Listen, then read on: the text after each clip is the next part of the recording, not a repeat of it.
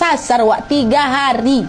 Hari Rabu waktu keluar tuh. Padahal kemungkinan kenyataannya apa yang mereka alami itu paling lama cuma 3 jam lah gitu. 3 hari ternyata.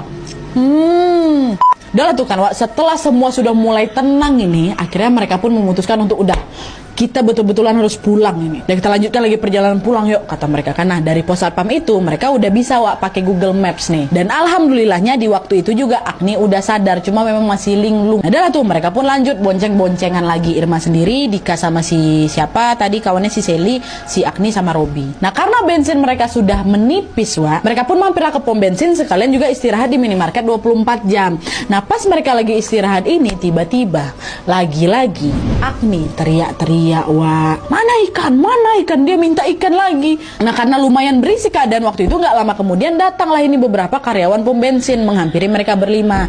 Nah salah satu karyawan itu sadar kalau oh ini mbak ini kesurupan nih. Akhirnya dia pun berinisiatif untuk memanggil ustadz setempat. Dah singkat cerita Pak Ustadz ini pun datanglah dan mulai memeriksa si Agni. Agni yang masih terus berteriak-teriak sambil sesekali tertawa sinis ini Wak, mulai mengucapkan sesuatu. Dia bilang, dia sudah jadi milik saya.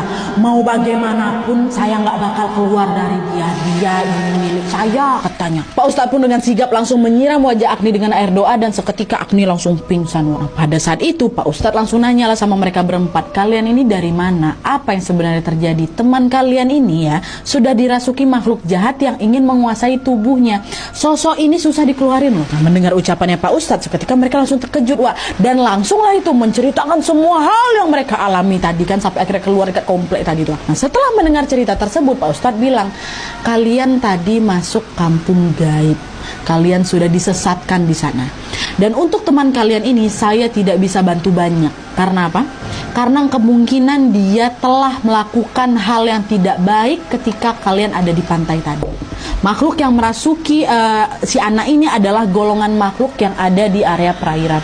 Saya nggak bisa bantu banyak, saya mohon maaf. Nah tuh kami harus gimana Pak? Masa Agni harus terus-terusan kesurupan? Satu-satunya cara, kalian harus mengembalikan makhluk itu ke tempatnya. Kata si Dika kan, Pak jangan ngaco lah Pak, gimana cara balikinnya, kita aja nggak tahu setan tuh nyantol si Agni dari mana. Ya sudah, kalau memang seperti itu keadaannya, sekarang lebih baik kalian pulang aja dulu. Siapa tahu nanti bisa diobati di rumah. Pulang kalian, kata Pak Ustadz kan. Nah adalah tuh singkat cerita, mereka pun semuanya sampai di rumah masing-masing dengan selamat. Irma pun menjelaskanlah itu ke orang tuanya tentang apa yang baru saja dia alami sepulangnya dari liburan itu. Dan karena kondisinya belum memungkinkan, Wak, Irma juga memilih untuk cuti kerja sampai hari Jumat aja sekalian gitu. Dan setelah mendengar cerita dari Irma, ibunya Irma pun menyarankan Irma sama teman-teman yang lain untuk ruqyah. Nah karena tempat tinggalnya Irma